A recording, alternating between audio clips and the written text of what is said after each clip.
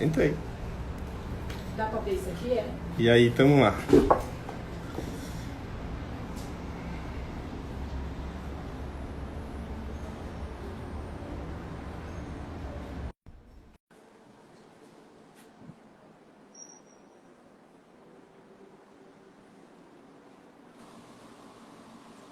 Olá, Tainá, tudo bom? Oi, Quanto tudo tempo, né? jóia? Boa Tudo noite. Não perfeito, boa é? noite. Deixa eu baixar um pouquinho aqui.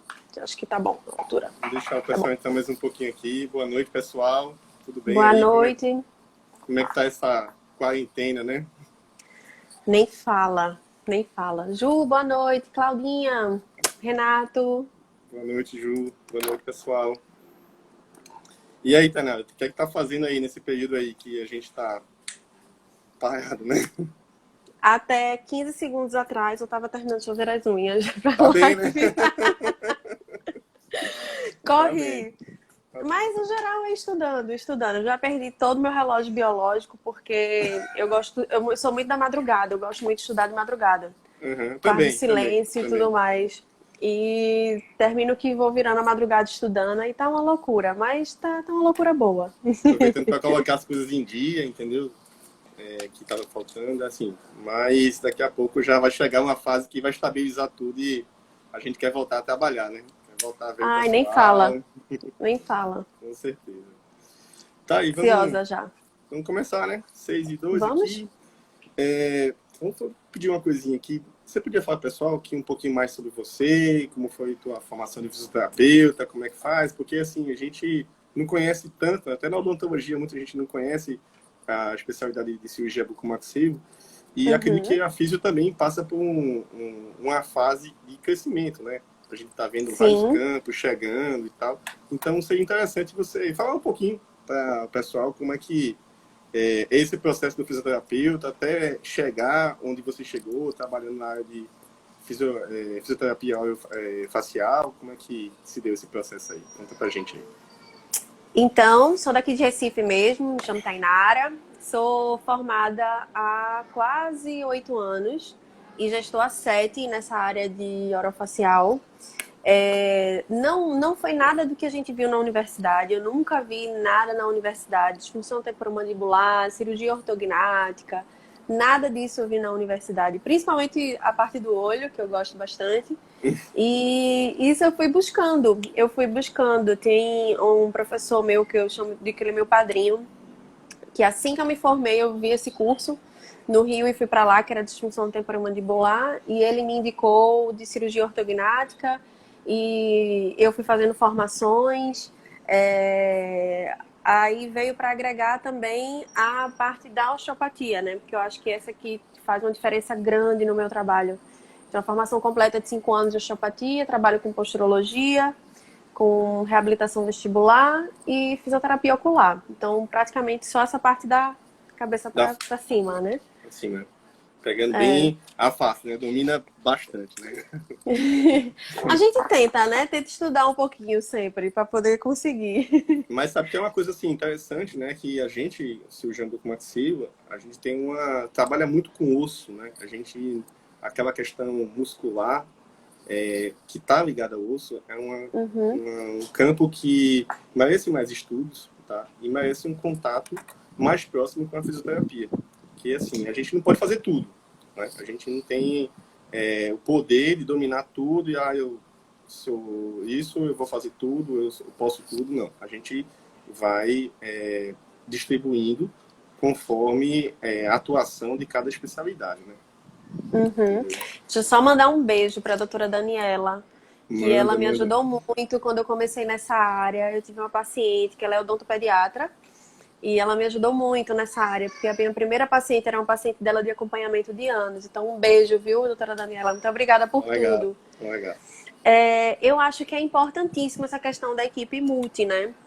Uhum. Muitos dentistas, há 7 anos atrás, quando eu comecei, muitos dentistas diziam, mas fisioterapia? Fisioterapia vai fazer o quê? Aí eu, então, né, indo conversar, aí eu falava do hiperboloide, aí dizia, hiperboloide, o que é isso? Tinha uns que eu já andava com hiperboloide na bolsa, porque quando ele já perguntava o que é hiperboloide, eu já tirava e mostrava, né? É isso aqui.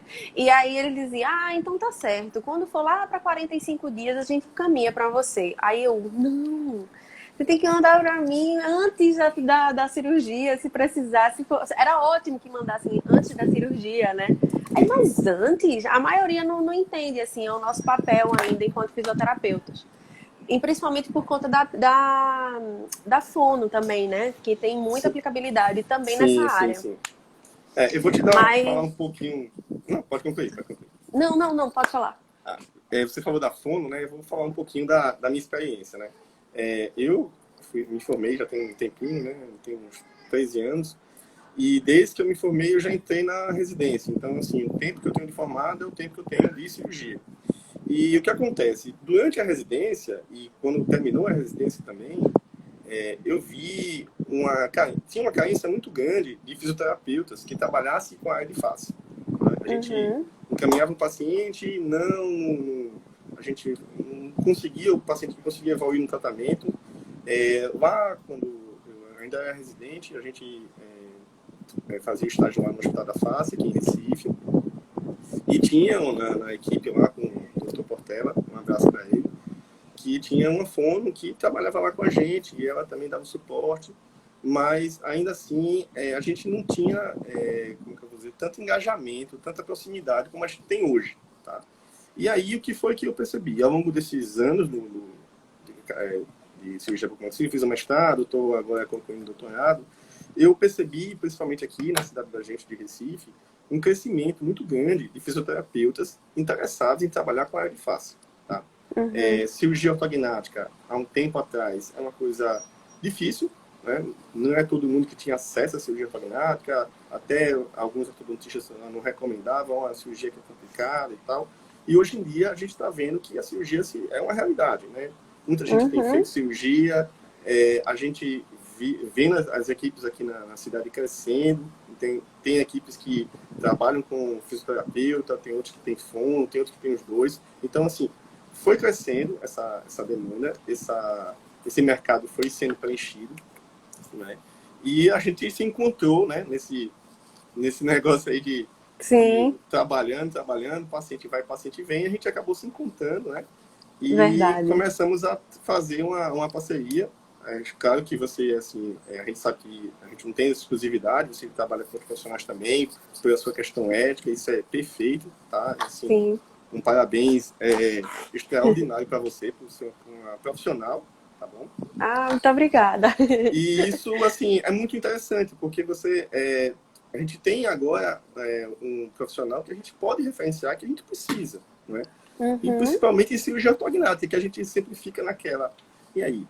Fazer fisioterapia ou não fazer? O que você poderia dizer assim, né? Entendeu? Então, assim, explica um pouquinho assim para quem está escutando, paciente que está chegando, profissionais que estão aqui com a gente também, o que é que a fisioterapia faz? Certo. Quando é que ela entra, no caso, na cirurgia ortognática? Tem que entrar antes, tem que entrar depois, tem que ir na sala de cirurgia? Como é que essa dinâmica aí da fisioterapia dentro da cirurgia? Conta pra gente. Então, de fato, aqui em Recife realmente cresceu muito o número de fisioterapeutas. A gente tem um grupo, se tiver pessoal de outros estados também estiver precisando de fisioterapia, a gente tem um grupo de fisioterapeutas especialistas nessa área no Brasil todo. Então, quem estiver precisando de qualquer outro estado, só é falar que a gente encontra alguém. Hoje está bem mais prático, né? As redes sociais veio também para agregar nisso aí. Sobre a nossa atuação na cirurgia ortognática em si, a gente entra nas 3 fases da cirurgia, no pré, no trans e no pós. No pré, eu acho que é uma das partes mais legais, porque a gente conhece primeiro o paciente, quem fez a avaliação pré comigo sabe, então a gente tira aquelas fotos de frente, de lado, do outro, para poder a gente ir comparando durante as sessões. A gente fala das orientações, a gente precisa falar das orientações, vai ficar inchado, pode ficar dolorido, escovar bem os dentes, todas essas orientações que a gente faz. E principalmente trabalhar a articulação temporomandibular. Então eu vou perguntar para ele se ele já tinha estalido, se ele tinha alguma dor articular. Eu consigo ver essa abertura dele, como é que é essa abertura dele, se é uma abertura com desvio, se eu vejo que tem um estalido. Tudo isso é muito importante para a evolução desse pós dele. Porque se ele já começa, por exemplo, a estalar num pós-operatório, eu já vou saber que ele era um paciente que instalava. Tudo isso vai estar na minha avaliação. Então, isso é fantástico, né? A mobilidade de cervical dele, como é, a mobilidade do ocioide. Paciente classe 2, ele vai ter uma dificuldade maior de abrir essa boca por conta do avanço. E aquela musculatura encurtada, que a gente vai fazer, às vezes, uma rotação. E aí tem que preparar aquela musculatura para aquele movimento, porque né, o osso vai, mas o músculo tem que ir também, né? Exatamente. Então a gente trabalha muito essa articulação, essa questão do ióide, a gente saber se ele já tem uma mobilidade boa, porque isso vai interferir também na hora do avanço.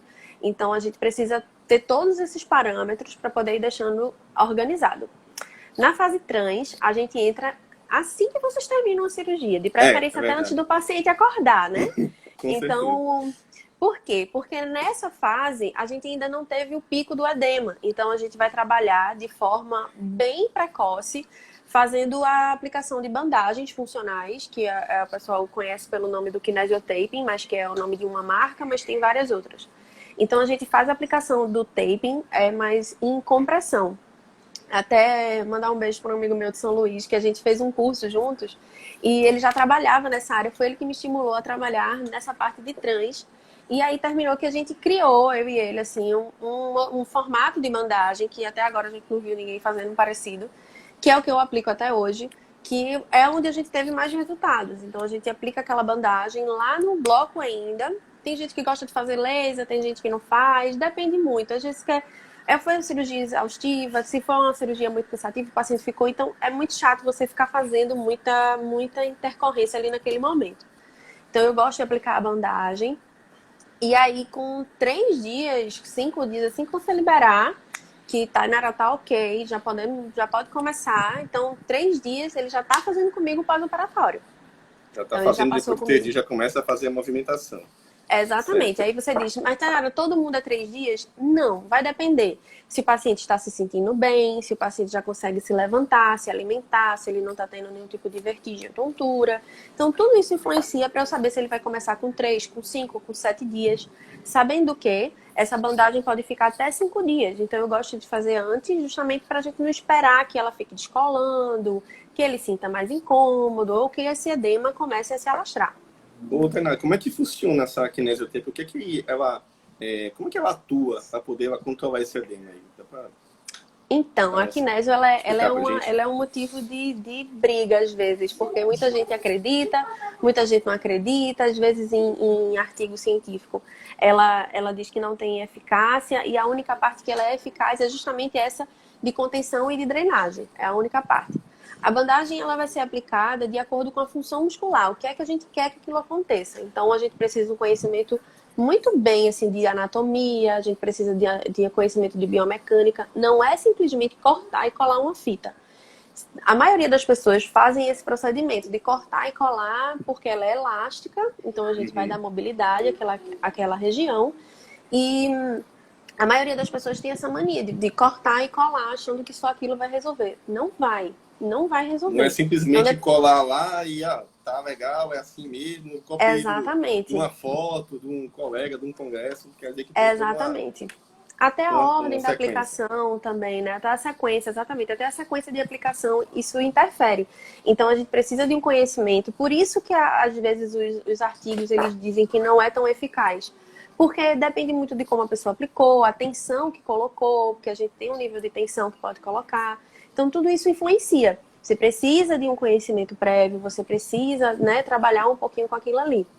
Tem cursos já que fazem só para essa parte do taping, tem cursos de linfotaping, que é só para essa parte de drenagem. Então, assim... linfotaping, interessante. Então, a gente tem muita abordagem diferente. Até as aplicações, eu posso fazer aplicação diferente entre um paciente e outro, porque eu sei que se a cirurgia dele demorou muito, ele fez uma bichectomia junto, por exemplo, eu posso aplicar um outro tipo de bandagem para ele que vai ser melhor do que se eu aplicar todo mundo de forma igual. Estou entendendo. Entende?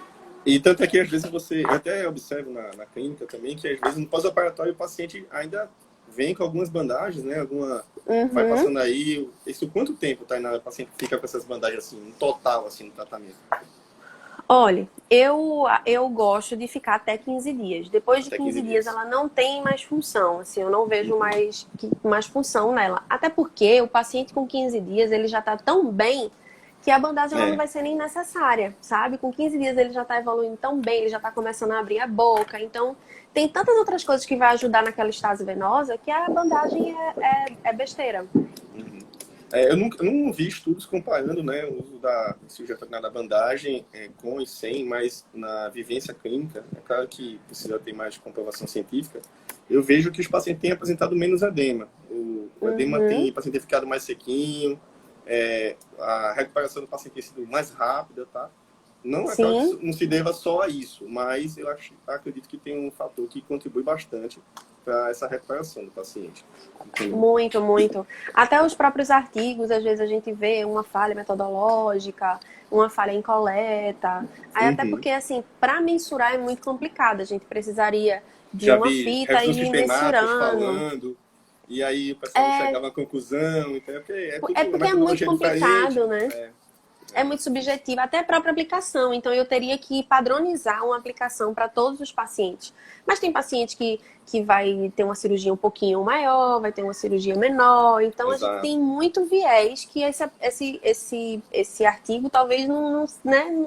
Eu costumo falar para os pacientes que cirurgia ortognática não é igual para todo mundo. Né? Tem paciente que tem um movimento mais complexo, tem um paciente que tem um movimento de um sentido, tem paciente que tem no outro sentido. Então, assim, varia muito o pós-operatório em circunstâncias da cirurgia, do movimento da cirurgia. Isso aí vai contribuir para o tempo da cirurgia também, né? Com maior tempo de cirurgia, a gente também vai ter uma maior resposta de edema. Mas, assim, ainda falando do edema, a gente, antes da fisioterapia, a gente usava muito compressa com gelo, logo na parte mais inicial, né? E eu queria que você falasse um pouquinho sobre essa compressa com gelo. Qual que é o benefício real dessa compressa com gelo, e também tem depois vem a compressa morna. Já escutei algumas histórias, já vi alguns fisioterapeutas fazendo também compressa mista também. E aí, o que você pudesse falar um pouquinho, se na tua experiência, se vale a pena, se não vale, o que você pode falar pra gente aí? Nos 3 primeiros dias, geralmente nas primeiras 72 horas, a gente tem que colocar o gelo. Por quê? Primeiro porque é um edema agudo, né? A gente vai estar trabalhando na fase aguda. E o que é que o gelo faz? Ela vai diminuir o calibre daquela veia. Então, o paciente pode até sentir menos dor. Na verdade, pacientes que fazem o gelo direitinho não sentem dor. Até porque a gente vai deixar bem claro que cirurgia ortognática não é uma cirurgia que causa dor. Pelo contrário, ela causa parestesia. Né? Mas não é uma cirurgia que causa dor. A não ser que o paciente não fica com parestesia, aí tem dor. Mas aí também tem outras questões. Não faz compressa, talvez não tome a medicação nos horários certos. Tem todo um contexto. Mas não é de praxe um paciente sentir dor, né, na cirurgia ortognática. Então ele vai passar esses 3 primeiros dias fazendo uso de gelo. Então eu gosto. Hoje tem umas máquinas que é o Iloterm, que ele vai fazer gelo constante. Então o que é que eu posso dizer para a gente fazer um Iloterm caseiro para quem vai operar? Você vai ter mais de 3 ou 4 compressas em casa e vai fazer exaustivamente direto. Por quê? Qual é o segredo do Iloterm? Ele está mantendo a temperatura, então ele tem uma temperatura constante, não é como o gelo que a gente bota bem geladinho, depois a temperatura vai caindo, o gelo derrete. Então, por isso que você tem que ficar trocando as compressas. E aí você passa nesse tempo de 2 dias, mais ou menos 3 dias, fazendo direto a compressa. É cansativo, você vai ter que eleger uma pessoa da família para ser o escolhido de ficar trocando as compressas. E vai fazer o uso É trabalhoso. Antes, né, no geral, eu digo ao paciente que ele tem que fazer um intervalo de 1 hora entre uma compressa e outra e faça durante 20 minutos. Só que se a gente quiser fazer um Iloterm caseiro, a gente pode fazer nessa linha, né? Faz o Iloterm direto, o Iloterm, ó. O Iloterm Aqui é é isso o aí, ó. Iloterm, esse aqui. Isso. O É uma Iloterm máscara, né? é uma máscara com água que ela vai passar em uma temperatura constante. Só que é um material caro.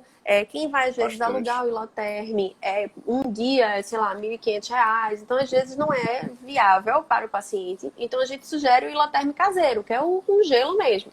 E o Então, você ideal, né? compra... É que ele Oi? ficasse, né, 2 a 3 dias, né? Que você falou, né? Exatamente, Aí 3 você dias com gelo. ter o gelo em casa. E tem que levar esse aparelho para casa. E às vezes as empresas não fornecem o aparelho para casa. Pelo Exatamente. menos até a última vez que eu trabalhei, não estava tendo o atendimento domiciliar com esse aparelho. Aí realmente Exatamente. é muito caro. É É muito muito caro. interessante, muito bom, mas assim, na realidade financeira é bem caro mesmo. Sai muito mais barato você contratar um fisioterapeuta, porque ele vai fazer essa colocação de bandagem lá no bloco e vai te dar todas as orientações da compressa, da crioterapia, né? Nesses 3 primeiros dias. E aí não tem como errar, principalmente porque ele vai te acompanhar esse tempo todo. Então, se você pode, ó, lógico, ótimo, né? Faça o uso do Iloterm. Mas se você não pode, o gelo ainda é excelente. Então, vai fazer 3 dias de gelo e logo em seguida a gente passa para o morno. Qual é a intenção do morno? Agora a gente vai abrir o calibre dessa veia para a gente recuperar o tecido.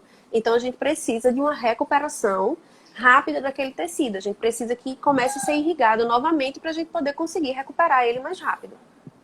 Eu não gosto de banho de compressa, né? Que é essa banho de Essa compressa contraste. mista, né? Isso, essa compressa mista que a gente chama de banho de contraste. Eu não gosto, porque se a gente está recuperando o tecido, querendo recuperar o tecido, para que eu vou colocar o gelo de novo? Entendi. Entende? Então a gente vai ficar brigando com o nosso próprio fisiológico. Então não tem necessidade. Depois de 3 dias a gente passa para o morno. E essa compressa morna, quanto tempo? A grande pergunta, né? Então, o pessoal acha que a compressa morna é só enquanto tem edema. Pessoal, veja, calma. Com 15 dias, a maioria das pessoas estão muito bem. Então, quando você pergunta, tá fazendo ainda a compressa? Porque você vê que o edema tá um pouquinho mais duro. É uma das vantagens também da compressa. A gente vai querer sempre que aquele edema seja molinho. A partir do momento que aquele edema começa a ficar duro, já começa o início de aderência, de fibrose, que é o que a gente não quer que aconteça. Então, Exatamente. aquela água morna vai ser justamente para deixar o edema sempre molinho, sempre móvel, para a gente poder mexer durante as sessões. Então, pessoal, quem operou agora ou que vai operar, tente fazer uso da compressa pelo menos um mês e meio, porque teu tecido ainda está se recuperando. Uns 3 meses é quando a gente tem a recuperação total de partes moles e olhe lá, entendeu? Então a gente precisa de ajudas externas, sim. Né, uma água morna. Quem está fazendo a fisioterapia acha que só a fisioterapia vai resolver e também não é assim. Não, é A gente verdade. não é assim. Quem é meu paciente sabe que sai do primeiro dia lá do consultório com 3 dias com a lista de exercícios para fazer em casa, porque é uma troca. E só na primeira semana que eu vejo ele 2 ou no máximo 3 vezes por semana. Depois é uma vez por semana ou no máximo estourando 2. Porque ele tem que ter a responsabilidade dele fazer a parte dele também.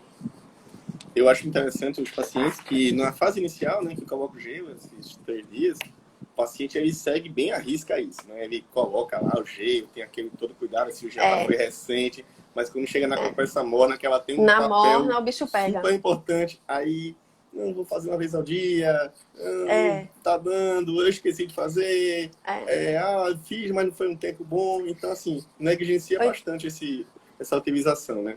E quando a gente pergunta, fez a compressa? Eu fiz. Aí você já sabe que fez uma e olhe Fiz lá. ontem à noite. É exatamente isso. Tainá, aí então, depois que o paciente fez a cirurgia, a gente deu alta para o paciente, essa alta normalmente a gente dá em torno de 48 horas, tá? Uhum. O que você... Aí o paciente vai para fazer a fisioterapia, e aí como é que você define? Porque o paciente está indo para você com edema, tá? Ele está indo com trismo, né? Dificuldade de abrir a boca, e vai estar também com parestesia. Ou seja, são 3 problemas que são esperados de acontecer que a gente precisa de solução, tá bom? Então, vamos falar um pouquinho de cada um deles. Quando o paciente chega para você, que vai primeira consulta após a cirurgia, quanto tempo assim você acredita que como você consegue estimar quantas sessões o paciente vai precisar para poder fazer aquele tratamento? Isso é tão complicado, assim, porque a gente está muito E os acostumado na pacientes cobram, os fisioterapia. pacientes cobram. Exatamente. Quanto tempo, doutora? Exatamente. Isso é muito complicado. Por quê? Porque a fisioterapia foi adestrada a 10 sessões, né? Justamente por conta Até dos os guias do convênios, plano de saúde e tudo exato. mais, né? Então, quando o paciente pergunta com quantas sessões eu vou ter alta, às vezes o paciente tá lá super demasiado, ou então ele tá bem sequinho, mas ele foi um classe 2 que talvez tenha uma dificuldade maior em abertura. E aí, quando ele me pergunta, eu digo logo, não sei. Não sabe, não sei. Eu não posso ser leviana de abrir a boca para dizer a você que você vai ficar bom com 10 sessões, se você pode ficar bom com 5 sessões. Mas o que é que vai mudar desses 5 para 10 para 15 sessões? É a sua ajuda. Eu preciso de você. Entendeu? Então, é o que eu digo. Se você não me ajudar, eu não tenho como lhe ajudar. E você vai passar comigo 15, 20, 30 sessões. Mas eu nunca cheguei a... Já cheguei, mentira. A mais de 10 sessões. Por quê? Uma foi Camila, que a gente sabe do histórico, né, de Cami. Cami, se você estiver por aí, um beijo. E uma outra paciente que eu dizia, você tá fazendo os exercícios em casa? Aí ela dizia, não. Aí eu disse, mas você sabe que tem que fazer. Ela, não, mas tá tudo bem. Eu gosto de vir pra cá também e tal. Inclusive, eu queria perguntar a você se você não pode fazer 2 vezes na semana ou 3. Eu digo, veja, se a gente já sabe que vai ter essa troca, se você tá me dizendo isso, é porque você está ciente de que vai me pagar, não é isso? Então tá tudo certo, né? Vamos sim continuar. Mas não é uma atividade corriqueira, né? Geralmente a gente tem pacientes ETs, que eu fico brincando, que são pacientes ETs que têm alta com 6 sessões. E o que seria essa alta pra gente na fisioterapia, que a gente fala tanto de alta, né? A alta seria uma abertura funcional de 40 milímetros. Mas peraí, Tainara, na minha avaliação pré, eu tinha 50, 50 e pouco. Você era um jacaré, né? A gente tem que entender que algumas coisas na vida mudam, né? É verdade, é verdade. Essa é uma delas. Então, assim, o Acontece muito no funcional... paciente classe 2, né? Que a gente faz lá o Isso. movimento, assim, não tô abrindo muita boca, mas agora eu não tô conseguindo abrir tanto. O que tá acontecendo? Né, Lucas? Né? Que ficava Tá por aí, né? tá brigando comigo por conta dessa abertura. Então, a gente vai abrir o funcional, os 40 milímetros, que é mais ou menos de 3 a 4 dedos, se a gente colocar aqui, 54 Vai saudades. colocar aqui 54 milímetros aí, tá bem bem. Saudades. Então, a gente tinha uma abertura de 3 a 4 dedos, isso é um funcional. Mais que isso, você pode conseguir, mas de forma normal, de forma fisiológica. Mas não é por que a gente também não passa daquilo ali? Porque a gente vai estar fazendo estimulando uma abertura que não era o que a articulação estava acostumada para o momento. Então a gente pode ter um deslocamento de disco, a gente pode outras intercorrências. Então o fisiológico, né, o que a gente chama, seria os 40 milímetros. Mas o mais importante do que a abertura seriam as lateralidades. Eu consegui jogar a mandíbula para um lado para o outro. Que eu digo ao paciente, o segredo de uma abertura é a lateralidade. A cada 1 milímetro de lateralidade que a gente ganha em abertura 3. Então, é 1 para 3 milímetros. Então, a gente precisa fazer as lateralidades, porque a gente precisa estimular essa articulação. Afinal, a articulação não é só abrir e fechar. Ela tem uma translação e todo um processo que a gente precisa recuperar. E a mastigação também não é uma mastigação. A gente precisa... Exatamente, da lateralidade. Exatamente. Então, a lateralidade é muito mais importante do que a abertura, pelo menos para mim, na físio, né? E aí a gente tem a abertura, fibrose, aderência, a gente tem a questão de edema, mas eu acho que o mais importante são as lateralidades e a abertura.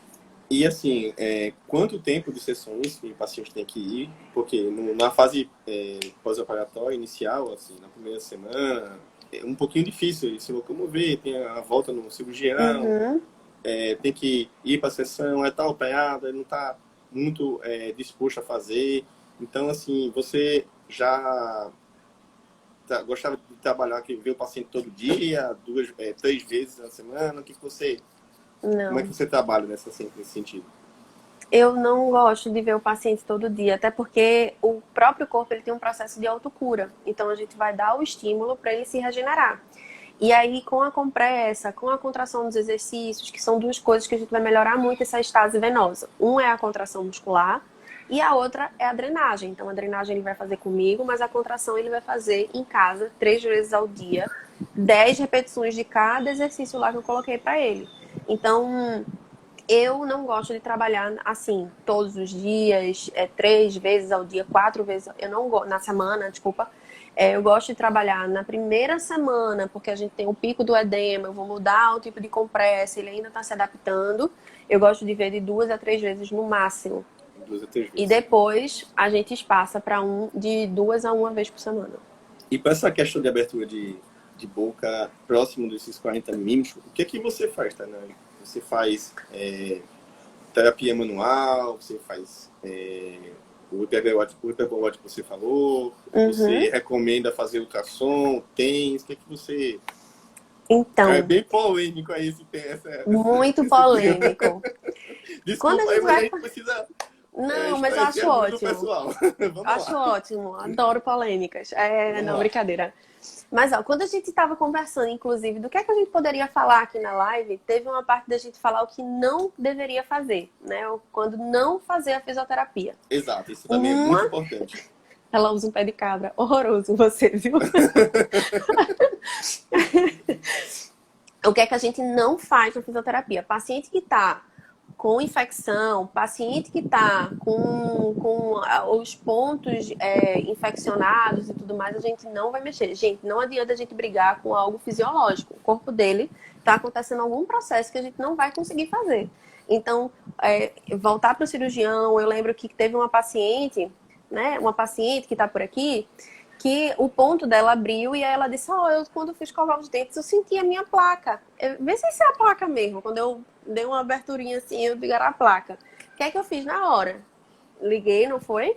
Falei tanto com você, com a doutora Patrícia, e disse, tá acontecendo isso, isso e isso, a paciente tá vendo a placa, e aí, o que é que a gente faz?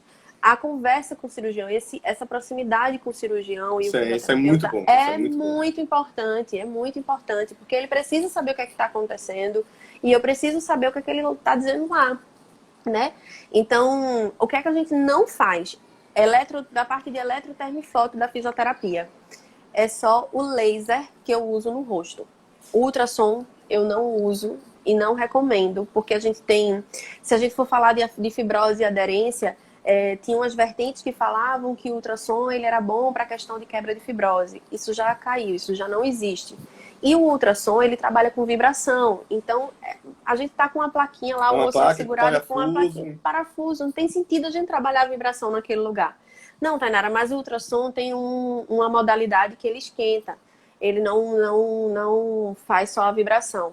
Mas o que esquenta, a gente também está com a plaquinha, a gente tem pouco tecido de gordura, a gente tem pouco tecido muscular ali naquela região. Então, para que isso a gente vai fazer isso? A melhor coisa que a gente tem são as mãos. Então, ultrassom, não. O TENS eu uso com os pacientes que reclamam de dor cervical, de dor nos ombros. E aí tem um estudo muito legal que mostra que o TENS ele não precisa ser usado necessariamente no local de dor. Justamente porque a gente está mandando a resposta lá para o sistema nervoso central. Então, por exemplo, eu posso colocar o TENS no paciente na perna e trabalhar o rosto dele. Entendi. Para poder desviar do... Exatamente. E aí eu não preciso colocar o TENS lá no lugar. Porque também não tem necessidade da gente colocar o TENS lá no local. Gosto de botar no ombro. Quando o paciente chega muito tenso, eu faço um agulhamento seco. Coloco um dry needling lá para ele dar uma relaxada naquela musculatura. Peço alguns exercícios, principalmente cervical. Tem uma bandagem que eu gosto de colocar nessa parte do pescoço, que eu digo, quando forem falar com você, não vira só o olho, vira o pescoço todo, porque aquilo ali também ajuda no processo da musculatura. O paciente chega, né, no pós-operatório com aquele aspecto de robô, né? E não consegue nem mexer, assim, todo engessado assim, vira para um lado, assim, se solta, porque aí fica aquela tensão muscular na região do pescoço, aí depois fica com dor também, cervical. Exatamente. Então, assim, tem que ficar um pouco mais relaxado. Até é natural, né, que a gente faz a cirurgia na face e a gente não quer que nenhum agente externo toque naquela região, tem algum trauma ali, que aí um mecanismo de proteção, você fica mais rígido, mas assim, não é nada benéfico, viu, pessoal? Vamos ficar um pouquinho mais solto, que ajuda a gente, né, Tainara? Exatamente. Sobre a abertura, né, que você falou. Na abertura, eu gosto de trabalhar de forma funcional. Então, quem me conhece sabe que tem os exercícios que a gente chama de diagrama de Poulsen, que são os movimentos mandibulares normais. Então, quando ele está sem a liga, por quê? Não adianta eu fazer cabo de guerra. A liga vai estar puxando a musculatura ou a tensão tudo para um lado e eu vou estar mandando ele abrir a boca e fazer lateralidade. Não tem sentido, né? Então, eu costumo dizer também com os pacientes, por exemplo, Tainara, eu ganhei 30 na última sessão e eu voltei agora tá com 22, 23 por conta da liga. Mas aquela perca não é uma perca fiel. Aquilo ali, ele vai passar de 30 muito provavelmente na próxima sessão, porque a articulação já lembrou que ele já tem 30, né? Então, aquela perca que tem por conta da liga, isso aí não é o problema. Então, eu gosto de trabalhar com o diagrama de Poulsen. Quando ele tem dificuldade de propriocepção, que seria as lateralidades, aí o hiperboloide ajuda bastante. Mas eu gosto também de usar uns palitos lá nos molares, que eu acho que é isso que ele está querendo se referir a pé de cabra. Né, Lucas? É. E aí a gente vai colocando os palitinhos de forma funcional. Os palitos têm que estar folgados, até porque eu vou estar, né, brigando com uma articulação e uns ossos que estão quebrados, né? Então eu tenho que tomar o maior cuidado possível, palito dos infernos. Minha gente, por favor, só coisas boas, tá? Aí... Então, a gente coloca os palitinhos e passa 5 minutinhos lá naqueles palitinhos para a articulação lembrar qual é o movimento. Os pacientes sentem bastante dor, assim, ficam reclamando, porque são geralmente os pacientes que não fazem os exercícios em casa e aí evolui para uma fibrose. Então, a fibrose realmente dói na hora da gente estimular uma abertura. Não é, queridos? Né? Forçar, né? E assim, tá essa força nessa abertura, você colocou na região dos molares, na região anterior, é mais o hiperbolore, que ele vai forçando um pouquinho ali, ganhando no dia a dia, ou tem algum outro exercício assim, mais comum que você pode recomendar? Como é que você faz Em isso? casa, ele não vai fazer os palitos, porque eu já tive paciente que abusou demais. Então, em casa, ele vai fazer os exercícios da lateralidade. Então, e também esse diagrama de Poulsen que a gente chama. Então, ele vai abrir a boca ao máximo e vai tentar tocar canino com canino. Então, abre, canino, abre, outra, abre e joga pra frente em protusão. Que é outra coisa que as pessoas esquecem muito de estimular, né? E quando a gente vai fazer o corte do alimento, a gente precisa o quê? Fazer a protusão de mandíbula. Então, a gente precisa fazer essa protusão. Então, a gente estimula isso e eu peço para que ele faça esse exercício 2, 3 vezes para ele poder tentar tocar o canino com o canino lá. E aí, quando eles perdem bastante essa propriocepção, aí o hiperboloide ele entra para ajudar. Balança a bolinha e mexe ela pro lado, sem a boca, porque na maioria das vezes ele não consegue fazer com a mandíbula e faz com a boca. Sem a boca, só a mandíbula, né? A gente vai fazer medir a lateralidade do paciente. Joga a boca pro lado e não joga a mandíbula, é verdade? Bem isso. Não sabe trabalhar a lateralidade ainda. E ser todos de frente ao espelho.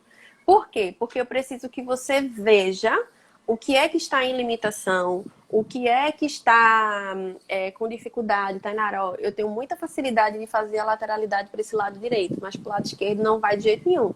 Porque ele viu isso na frente do espelho. E também o sorriso. Eu costumo dizer, olha, pessoal, vai evoluir para um sorrisinho torto. Começa a fazer os exercícios na frente do espelho 3 vezes ao dia. E quando você perceber esse ladinho preguiçoso, me avisa, porque o sorriso fica... Exato. Um sorriso assim. E aí, quando eles fazem os exercícios que a gente pede, porque o hiperboloide, além dele ajudar nessa parte de propriocepção dos exercícios, ele também vai ajudar nessa parte da musculatura. Eu brinco dizendo que o hiperboloide é o halter da boca. O halter de academia. Ele é o halter da boca. Então, quando o paciente está bem orientado, ele vai ter esses exercícios para poder fazer também em casa e recupera rápido. Não é, Lucas? Calado, tá calado. Deixa eu ver aqui, acho que alguém fez uma pergunta. Fez uma pergunta aqui, é interessante a gente falar dessa parte de muscular agora. Cadê? Como saber o que é fibrose? Que a fibrose está impedindo a abertura. Impedindo a abertura. Quando a dor que o paciente relatar não seja uma dor na articulação. Eu vou dizer a ele, ele vai reclamar de dor, fazer uma cara de dor, eu vou dizer onde é que tá doendo. Aí ele vai dizer aqui. Aí eu vou dizer aqui ou aqui. Aí ele vai mostrar que é aqui. E aí eu sempre coloco o dedo para ele poder sentir. Então, se ele tá com o palitinho desse lado, eu vou lá no outro, que também ele forma como se fosse eu brinco que ele forma como se fosse um tendão, lá perto dos molares. Que é justamente porque o paciente passou muito tempo com a boca fechada, as suturas eles vão até aqui, mas também são de boca fechada, então a gente precisa estimular o tecido para ele ser elástico e não fazer aquele tendãozinho lá que forma lá atrás. Então, até por isso a mobilização intraoral ela é extremamente importante. Uma Então, coisa interessante quando... também... Não, pode concluir. Não, faz você. Pode falar. Então, quando ele tá com os palitinhos lá desse lado, eu vou lá no outro lado e pergunto, é aqui que tá doendo? E estimulo a fibrose lá do outro lado. Ele vai dizer, pronto, a dor é essa. Aí eu sei que é uma dor realmente da fibrose. Quando eu vou alongar, quando eu vou mobilizar. Então, você vê lágrimas descerem, lágrimas. Entendeu? Então, aquilo ali é dor de fibrose. Meu paciente jamais pode sentir dor articular e jamais pode sentir dor no local de placa. Se ele começar a sentir dor e me dizer que é no local da plaquinha dele, eu vou parar na hora. Se ele estiver fazendo algum exercício em casa, que ele diga, Tainara, tá doendo lá onde é aqui, mais ou menos. Tá doendo perto do meu queixo. Aí eu digo, tira uma foto e aponto para saber onde é que é. Ele tira uma foto e aponta exatamente onde tá lá a plaquinha. Eu digo, pare tudo o que está fazendo, né? E a gente precisa avaliar novamente para poder saber o que foi que aconteceu naquilo ali. Eu acho importante o relato de Ju, hoje, que Ju falou comigo ontem, que Ju estava sentindo uma dor realmente ali onde era perto da placa. E aí, quando foi ontem, ela me disse, Thay, naquele exercício que você pediu para fazer, que eu pedi para ela manipular um pouquinho onde estava a aderência dela de fibrose, ela disse, quando eu manipulo e começa a doer, a dor me leva para lá. Então, não era uma dor na placa, era a fibrose. Fibrose. Entendeu? É isso que eu ia falar, porque essas fibroses, aderências, se elas não forem tratadas adequadamente, a gente vai ter problemas, né? Vai ter cicatrizes ali, que aí vai ter assimetria de sorriso, vai ter hiperfunção de musculatura, e isso tudinho pode atrapalhar o pós-operatório na parte funcional. Não é isso? Ou eu estou falando alguma coisa que não com tem? certeza. Com certeza. Então, ainda falando dessa parte de edema, músculo, antes da gente entrar num tema que todo mundo gosta de falar, que é a parestesia, né? Tem uma pergunta aqui, que a bandagem tem alguma substância como um remédio que vai liberando ou só atua na compressão? Não, bandagem não tem remédio nenhum. Exatamente. Não tem nada na bandagem, por isso que ela não é tipo emplasto sabiá. Que quando o pessoal vem me dizer que botou aquele plásticozinho com esse negócio, que é bem uma a bandagem, eu só falta morrer. Já vi.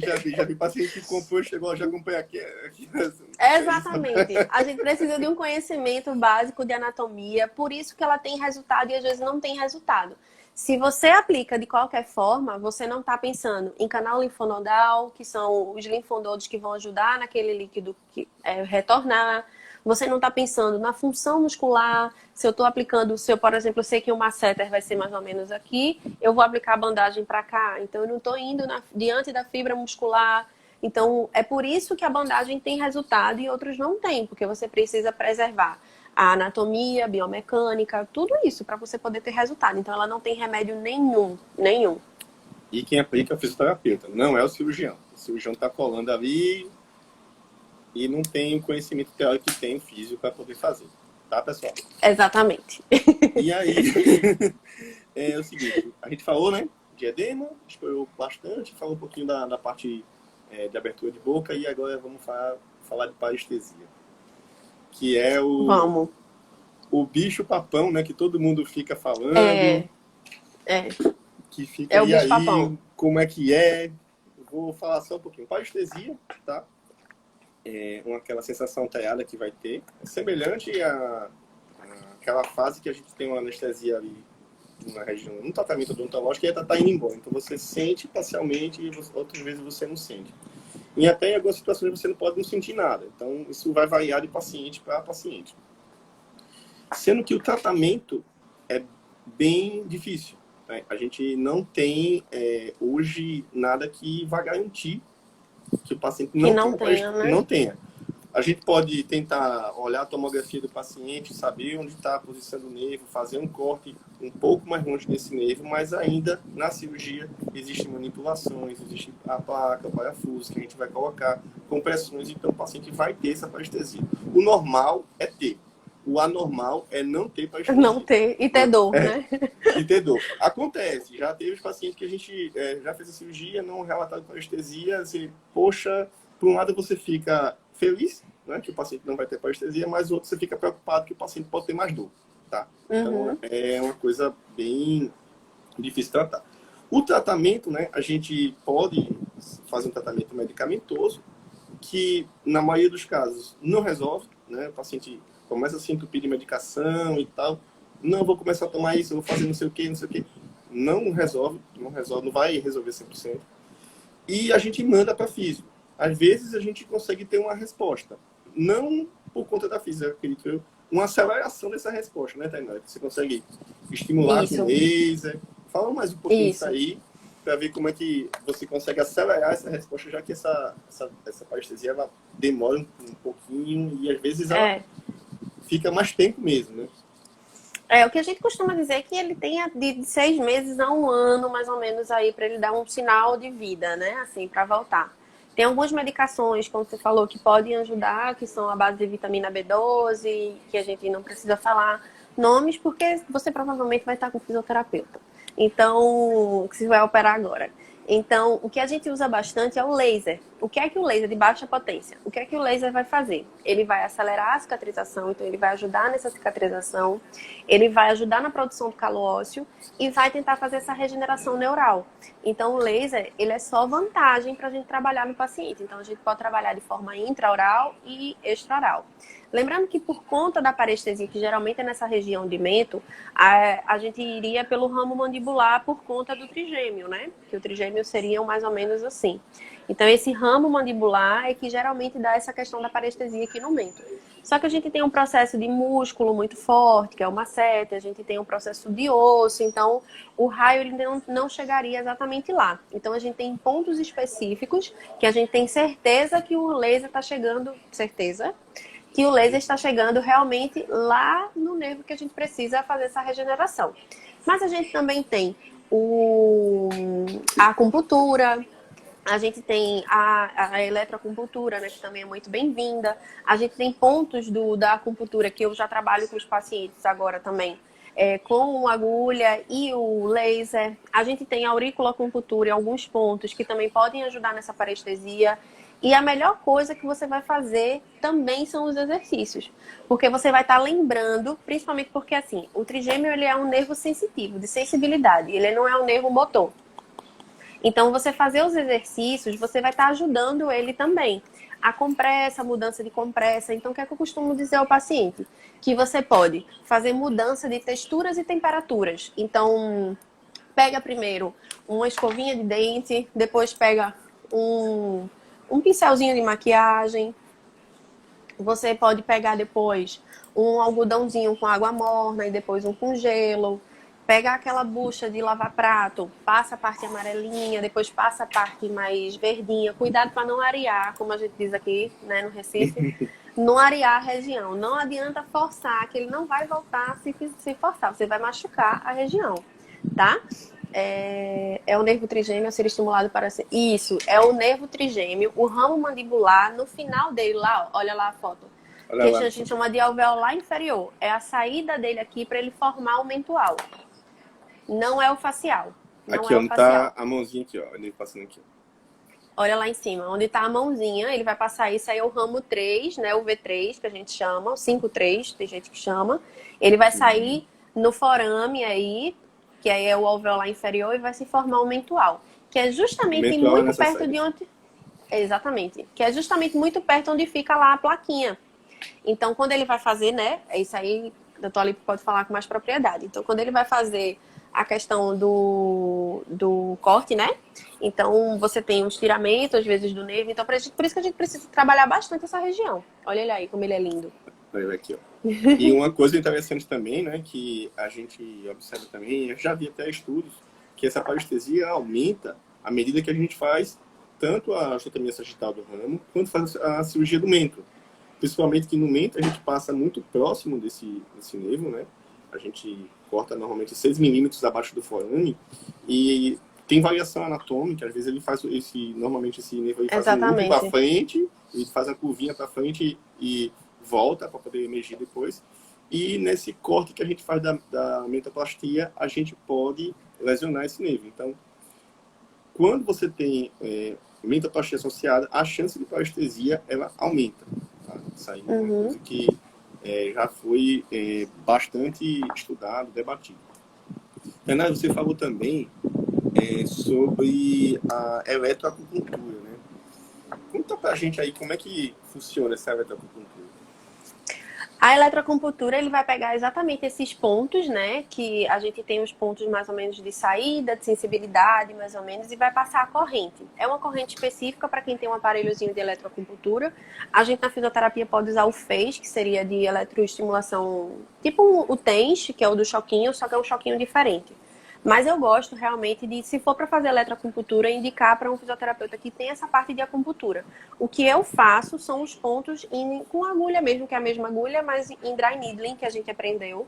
E a questão de auriculoacupuntura, os pontos lá que ajudam na parestesia. Teve uma pergunta de fibrose aqui de Maurício, que eu acho legal falar. Existe solução para fibrose ou não tem jeito nenhum? Maurício, tem solução sim. Se não tiver solução na fisioterapia, por ela já estar muito bem fixada, essa fibrose, aí vai fazer o que a gente fez com aquela outra paciente, lembra lá? Fazer tipo um cortezinho lá naquela região de fibrose, porque vai estar com aquela região mais liberada e aí eu consigo trabalhar para ele recuperar agora da maneira certa. Então, grosseiramente falando, né, é um cortezinho que vai dar lá naquela fibrose, porque se ele tá lá tipo um tendão, eu vou lá e corto. Então, eu vou conseguir a movimentação lá daquele tecido, agora de forma certa. Então, tem solução para fibrose, sim. Bem simples, bem simples. Bem simples. Uma outra coisa também, cadê? Acho que tinha uma pergunta aqui.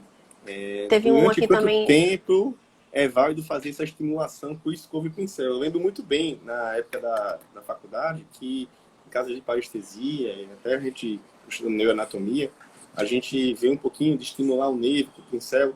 Às vezes tem siso que você também trabalha, às vezes, de pintar essa área maior, às vezes está aqui dormente, aí a gente vai conseguindo ver se a parestesia está diminuindo, se está estacionada.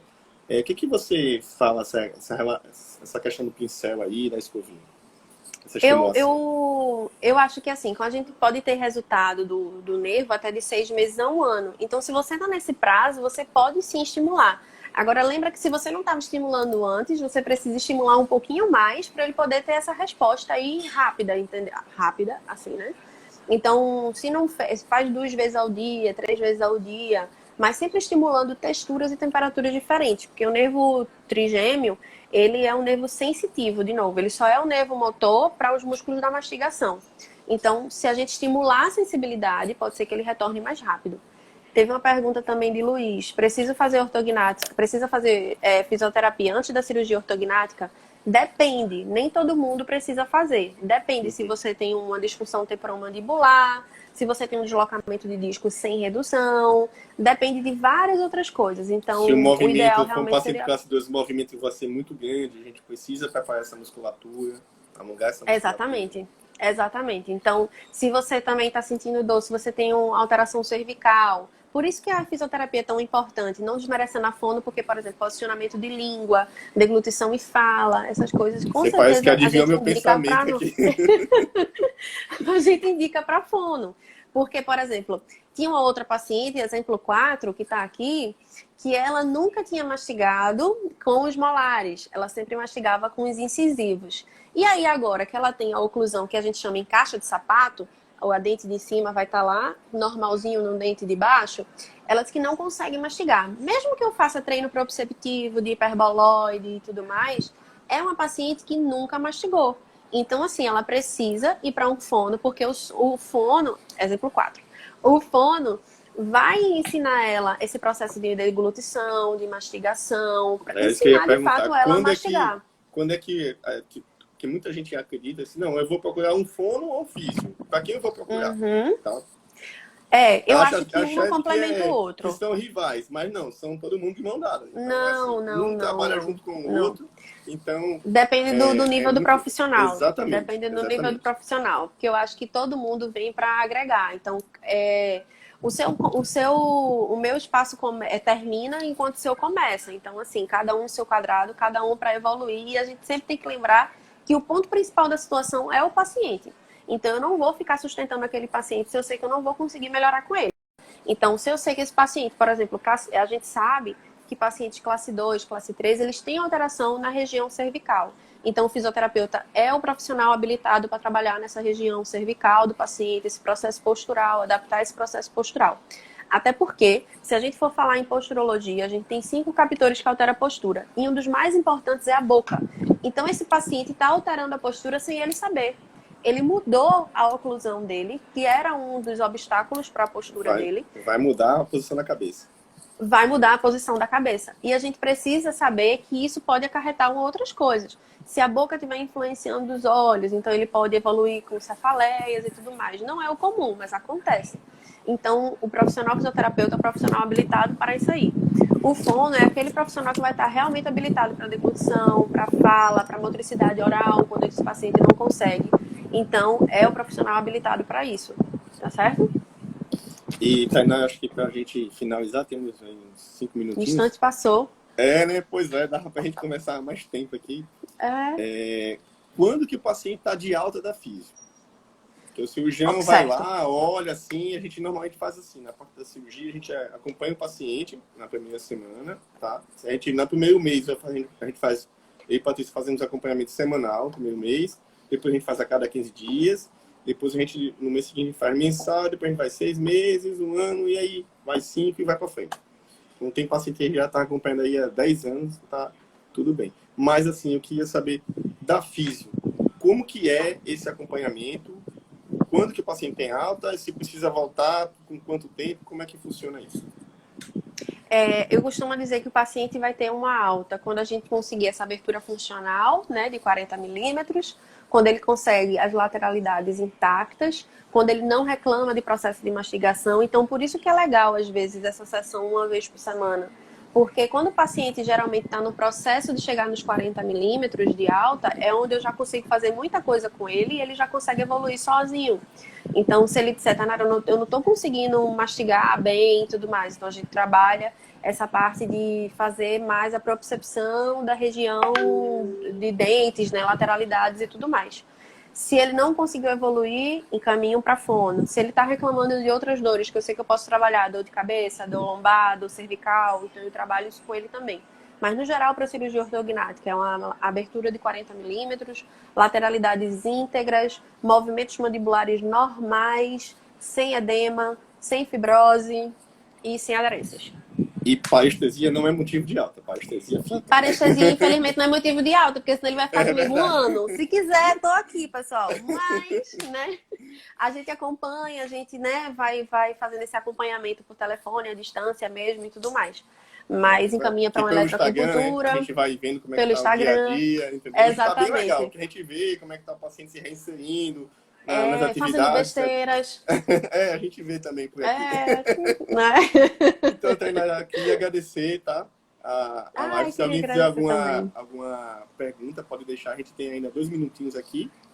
Mas, assim, acho que foi bem esclarecedor. A gente conseguiu esclarecer as principais dúvidas do pessoal, né? É claro que a gente, se deixar para conversar aqui, a gente vai conversar aqui um dia todinho. Dá mais outra live de 1 hora. Tá. A gente conversa muito e mais outros de outras horas. Mas é isso. Então, parabéns pelo seu trabalho. Um trabalho excelente. Muito obrigada. Perfeito. Assim, ajuda muito a cirurgia bucomaxilo. E hoje a gente praticamente não trabalha mais sem a ajuda do fisioterapeuta. Tá? Então, isso aí é uma coisa que a Fisio conquistou, chegou e não solta mais não, tá? Tamo junto. Obrigada. Um beijo pros dois. Beijo, doutora Patrícia. Beijo, todo mundo. Caio, não, tô aqui. Pessoal, muito obrigado, tá? Pela disponibilidade de vocês. Caiu não. Viu? E a gente tá aguardando aí. Eu pensei que tinha caído. Quando a gente volta da cirurgia. Quando volta da cirurgia, estamos aguardando. A definição, a gente tá com a cirurgia rezando para que tudo passe nos hospitais. Exato, tinha bastante paciente na fila, a gente tava correndo, mas não deu. Vamos se programar agora com mais calma, a gente já está tentando organizar e vai dar tudo certo, tá? Fica em casa. Beijo a isso vai todos. passar. Abração, Beijo, obrigada. Tchau, tchau. Tchau.